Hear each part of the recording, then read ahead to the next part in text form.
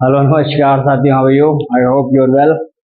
You most welcome in YouTube channel Shivopadhyay Babulasi. Friends, आज हम लोग देखेंगे क्लास 12 के आगाज सीरीज में चल रहे ह्यूमन रिप्रोडक्शन का अगला लेक्चर देखेंगे, जिसमें हम लोगों ने देख लिया था गैमेटोजेनेसिस। और गैमेटोजेनेसिस में हमने अभी देखा था स्पर्मेटोजेनेसिस।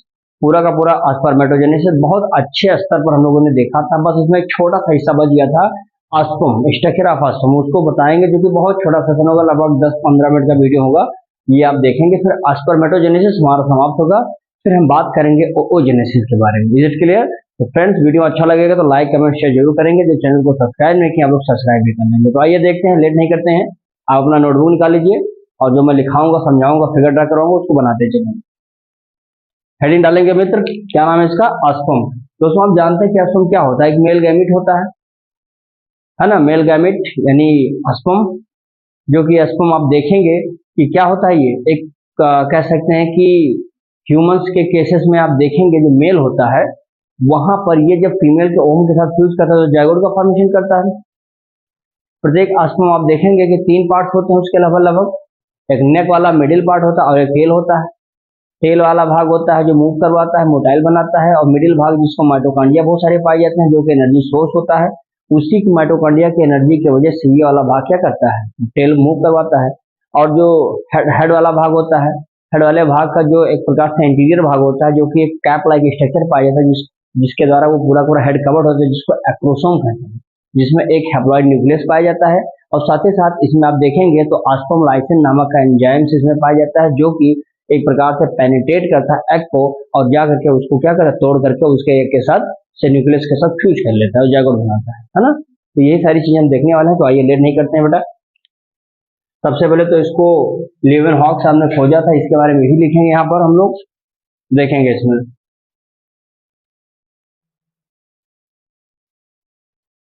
Leeuwen hoc discovered. आपने सबसे पहले बता दिया कि ऑस्पम क्या है। एक मेल गैमीट होता है बेटा, मेल गैमीट सही है। फिर बता दिया कि इसको डिस्कवरी किसने किया? लिवन हॉक साहब ने किया है। फिर इसमें हम आगे बता सकते हैं बेटा, ये एक माइक्रोस्कोपिक स्ट्रक्चर्स होते हैं। फिर इसमें अगला बता सकते हैं हम लोग, क्या बेटा इसमें देखेंगे, इट कंपोस्ट ऑफ, वही जो अभी मैंने बताया है, a head, neck, middle part and tail. तो दोस्तों, इसमें हम देखने वाले हैं, इतनी चीजें अगर आप बता देते हैं तो आपको समझ में आ जाएगा, ठीक है ना? यहाँ ये 4 भाग होते हैं इसमें, हेड है, नेक है, मिडिल पार्ट है और कौन सा है? टेल वाला भाग, ठीक है। आगे इसमें देख लेंगे, हम लोग बताएंगे इसमें। लिखिए, इसमें एक प्लाज्मा मेम्ब्रेन होगा, प्लाज्मा मेम्ब्रेन कवर्ड, या कह सकते हैं कवर्ड ना के इन्वेलप करिए। प्लाज्मा मेम्ब्रेन एक प्रकार से कैसे काम करता है? Envelops the whole body of, whole body of sperm, ठीक है ना? होल बॉडी ऑफ ऑस्पम होता है। फिर अगला बात बता देंगे इसमें बेटा, जो ऑस्पम का हेड होता है, नहीं तो जो ऑस्पम हेड होता है, इस ऑस्पम हेड में आप देखेंगे तो क्या होता है? Contain a enlarge enlarge haploid haploid nucleus होता है, ठीक है ना? और जो इसका एंटीरियर भाग है, यानी ऊपर वाला एंटीरियर पोर्शन ऑफ हेड, आप देखेंगे तो एक कवर्ड होता है, covered by A cup like structure. और उस कप लाइक स्ट्रक्चर का नाम क्या होता है बेटा? अभी मैंने आपसे बताया था, एक्रोसोम। क्या बोलते हैं उसको? एक्रोसोम।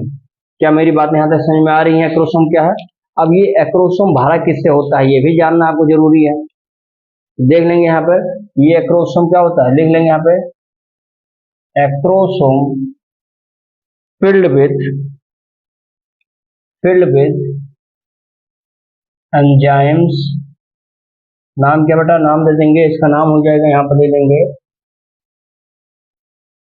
हाइलुरोनिडेज, या इसी को हम लोग बोलते हैं क्या, अस्पर्म लाइसिन।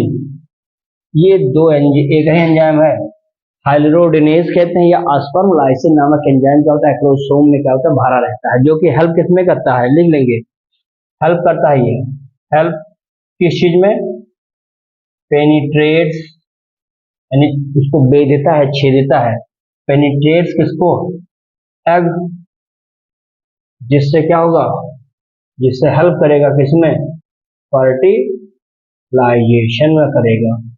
तो ये आपको समझ में आ गया होगा मेरे हिसाब से। अगर ये एंजाइम्स अगर एक्रोसोम में ना पाई जाए तो जान लीजिए कि एग जो बहुत एग रखा है लेकिन उसको छेद ही नहीं पाएगा, और जब तक उसको बेधेगा नहीं, जब तक फर्टिलाइजेशन होगा नहीं, जब तक जाइगोट बनेगा नहीं। लाख आप बहुत सारे स्पर्म ला के छोड़ दीजिए, मिलियन स्पर्म ला दीजिए, एक एजुकुलेशन में 2 से 300 मिलियन स्पर्म का फॉर्मेशन होता है। तो वही सब चीजें हैं, आगे देखेंगे इसमें बेटा। जो इसका मिडिल पार्ट होता है, मिडिल पार्ट में आप देखेंगे बहुत सारे मैनी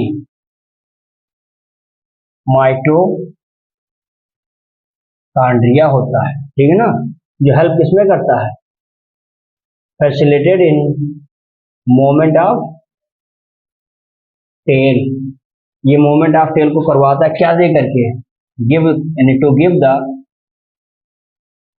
एनर्जी, एनर्जी देता है, और जिससे जो आस्पर्म बनता है, आस्पर्म कैसे हो जाता है, मोटिलिटी, और ये for fertilization, for fertilisation.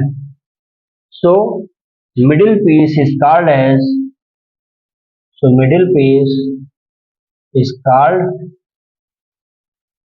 powerhouse of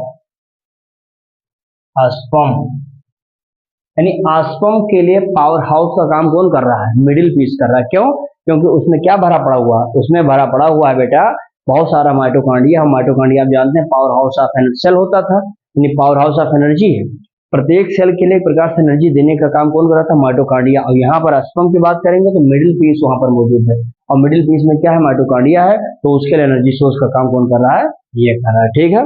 आगे इसमें चाहिए तो इसी बता देंगे, लगभग 200 से लगा करके 300 मिलियन स्पर्म आप देखेंगे ड्यूरिंग द, इसमें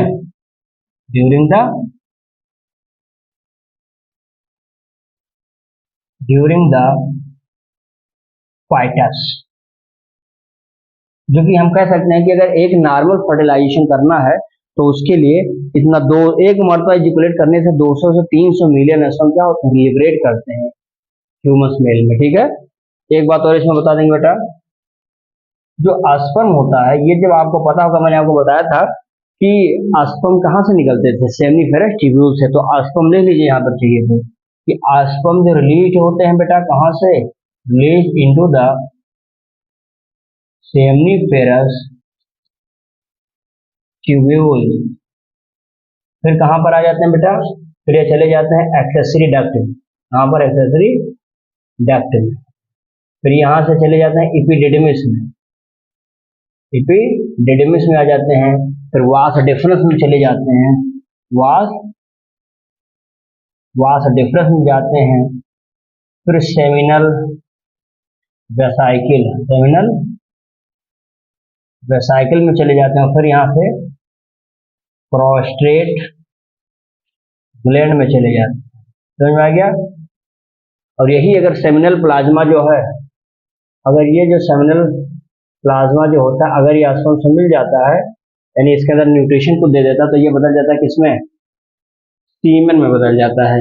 तो सीमेन कुछ और नहीं बेटा, यही हमारा जो प्लाज्मा है, सेमिनल वेसाइकिल या सेमिनल प्लाज्मा में जा करके ये आपस में स्पर्म जो से मिल जाते हैं, जिससे कुछ न्यूट्रिशन गेन करता है, और ये एक स्टिकी स्ट्रक्चर बना देंगे जिसका नाम हो जाएगा सीमेन। तो ये प्रोसेस है, अगर हमको स्पर्म का स्ट्रक्चर पढ़ना है तो इतनी सारी चीजें आपको जानने की जरूरत है।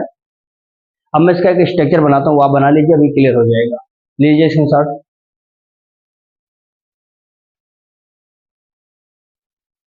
चलिए फ्रेंड्स, मैं आपको एक जनरली स्ट्रक्चर आपको स्पर्म को बना के दिखा रहा था।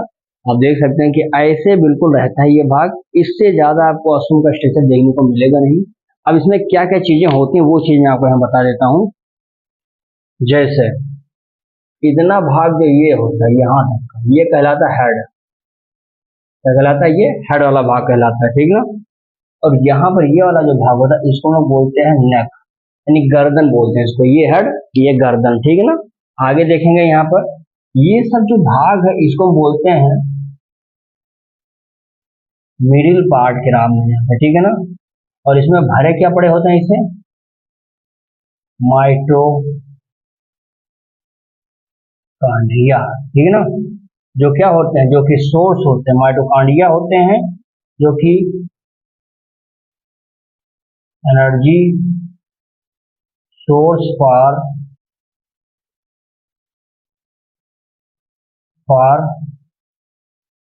Swimming to sperm. अस्वम को स्विम कराना है, तैराना है, तो जरूरी है कि मिडिल पार्ट का माइटोकॉन्ड्रिया एनर्जी दे ताकि टेल को क्या हो सके? मिल सके। और ये वाला भाग क्या कहलाता है बेटा? टेल कहलाता है। समझ में आ गया? अब यहाँ पर मैंने कहा था कि एक एक्रोसोम जो होता है ना हेड का, जो बिल्कुल कह सकते थे अभी मैंने बताया ना, ऊपर वाला भाग जो होता है यानी एंटीरियर भाग है ये। तो एंटीरियर जो भाग होता है उस एंटीरियर भाग पर आप देखेंगे ये सब क्या होता है बता देंगे। यहाँ पर एक प्लाज्मा मेम्ब्रेन होता है, प्लाज्मा मेम्ब्रेन से घिरा हुआ एक परत होता है, लेयर होता है, जिसका नाम क्या होता है बेटा? एक्रोसोम। अभी मैंने आपको एक्रोसोम वाली बात बताई, क्लियर यहाँ तक? जिसमें आस्पर्मलाइसिस नामक का एंजाइम भरा होता है। इसमें चाहिए तो ले लीजिए। जिसमें कौन सा एंजाइम होता है? आस्पर्मलाइसिन एंजाइम के नाम से इसको हम लोग बोलते हैं, ठीक है ना। या बेटा अगर हम कहें तो इसका नाम और ले लेंगे यहाँ पर, हाइलुरोनिडेज, यानी कुछ भी, दोनों को एक ही नाम है, चाहे आस्पर्मलाइसिन कहिए चाहे हाइलुरोनिडीज। हाइलुरोनिडेज नामक एंजाइम क्या होते हैं? इसी एक्रोसोम में भरे पड़े रहते हैं। और इसी में आपको देखने को मिलेगा बेटा कि यहाँ पर ये सब जो भरे होते हैं इसको बोलते हैं nucleus containing chromosomal material. Clear बात नहीं यहाँ तक? इतनी बात अगर आप बता देते हैं बच्चा तो आप जान लीजिए कि अस्तम वाला भाग क्लियर हो जाता है। तो ये जो एक्रोसोम वाला, इसी में एक हैप्लॉइड न्यूक्लियस भी आपको मिलेगा। क्या मिलेगा? एक हैप्लॉइड न्यूक्लियस भी यहीं पर आपको मिल जाएगा। हैप्लॉइड न्यूक्लियस भी होता है। तो क्या आपको इतनी बातें समझ में आ रही हैं? तो ये हम लिख सकते हैं यहाँ पर क्या? Structure of sperm, structure of sperm. ये मेरे हिसाब से आपको बहुत अच्छे से समझ में आ गया होगा कि अस्पम क्या है। देखिए बहुत ही सिंपल बात आप बताइए, कुछ ज़्यादा हार्ड मत बताइए।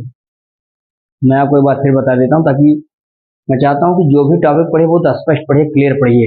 देखिए अस्पम में आप सिंपल बताइए बेटा, मैं यहाँ लिखता हूँ, देखिए इसको बताइए। पहला, ल्यूवेनहॉक ने सबसे पहले डिस्कवर किया। कैसे होते हैं ये? माइक्रोस्कोपिक होते हैं। समझ में आया? कितने भाग में है? हेड, नेक, मिडिल पार्ट और एक टेल होता है। समझ में आ गया? जो हेड वाला भाग होता है इसके ऊपर आप देखेंगे तो एक प्लाज्मा मेम्ब्रेन की एक परत होती है, इन्वेलप ढकी रहती है, जिसका नाम क्या होता है बेटा? एक्रोसोम होता है। जिसमें होता क्या है? एक हैप्लॉइड न्यूक्लियस होता है और साथ ही साथ कुछ इसमें एंजाइम्स पाए जाते हैं। ये एंजाइम बता दिया मैंने, हाइलुरोनिडेज एंजाइम या फिर आस्पर्मलाइसिन एंजाइम। क्या करेंगे ये लोग? ये जाएंगे और जो एक कोरोनरी यानी बाहर जो था एग वाला, जैसे ये है, ये एग के बाहर की जो लेयर है इसको ब्रेक डाउन करेंगे, तोड़ेंगे। तोड़ने के लिए एनर्जी चाहिए, एंजाइम चाहिए, तो ये लोग मिलकर के एंजाइम में उसको ब्रेक करते हैं, जिससे ये इसके न्यूक्लियस से क्या कर सके? फ्यूज कर सके। अब ये हो गया। फिर आप देखेंगे जो इसका नेक वाला भाग है, ये मिडिल पार्ट। मिडिल पार्ट में क्या है? माइटोकॉन्ड्रिया। क्या बनाएगा? एनर्जी। एनर्जी क्या है? एक ऊर्जा है, एनर्जी दे रहा है। यानी कि इस एनर्जी की वजह से मिडिल पार्ट का एनर्जी जो मिल रहा है, इसके बदौलत ये टेल वाला भाग क्या करेगा? एनर्जी लेगा। और ये स्विम करेगा और पूरे के पूरे ऑस्टम को तैराएगा, जहाँ चाहेगा वहाँ ले जाएगा। इसलिए हम लोग बोलते हैं कि जो मिडिल पार्ट में पाए जाने वाला माइटोकॉन्ड्रिया होता है, यह मिडिल पार्ट एक प्रकार से क्या है, पावर हाउस है। किसके लिए? ऑफ द ऑस्टम के लिए। तो ऑस्टम का पावर हाउस हो जाता है। फिर आप इसमें बता देंगे बेटा कि ये एक प्रकार से बता देंगे मेल गैमीट होता है। लगभग 200 से 300 मिलियन आप देखेंगे कि एक मरतबा जो क्वाइटस के दौरान क्या होता है, इतने स्पर्म हमारे रिलीज होते हैं। ठीक ना? इतनी बातें अगर आप बता देते हैं, स्ट्रक्चर ड्रा कर देते हैं, तो आई होप कि अगर बोर्ड में आता है 3 नंबर 2 नंबर में तो बहुत ही स्पष्ट आप कर लेंगे। और कॉम्पिटिटिव लेवल में देखिए कहाँ से आएगा, नीट वोट में ये सब एंजाइम्स पूछ लिया जाएगा कि एंजाइम्स का होता है, कौन सा है, क्या काम करता है, मिडिल पार्ट है तो मिडिल पार्ट का फंक्शन क्या है, क्यों वो टेल को स्विम करवाता है, क्या देता है, एक्रोसोम क्या है, कौन से एंजाइम्स पाए जाते हैं, हैप्लॉइड न्यूक्लियस है कि डिप्लॉइड न्यूक्लियस है। क्लियर है? इतनी सारी बातें अगर आप बता ले जाते हैं बच्चा, तो आपका ये पूरा टॉपिक स्पष्ट है। तो ठीक है फ्रेंड्स, आज हम लोगों ने एक छोटा सा सेशन था जो ऑस्टम के बारे में था, देखा, बहुत अच्छा लगा होगा आप लोगों को। आई होप अच्छा लगा है वीडियो को आप लाइक कमेंट शेयर कर देंगे और चैनल सब्सक्राइब कर लेंगे। और हैंड रिटन पीडीएफ चाहते हैं आप लोग तो टेलीग्राम और व्हाट्सएप लिंक आपको डिस्क्रिप्शन बॉक्स में मिलेगा, वहां पर जाकर के आप ज्वाइन हो जाइए, जिससे आप लोगों को अच्छा नोट मिल जाया करेगा। ठीक है? तो मिलते हैं एक नए लेक्चर के साथ, तब तक के लिए बहुत बहुत धन्यवाद। इसको नोट बना लीजिए, बढ़िया से नोट तैयार करते रहिए। Thank you.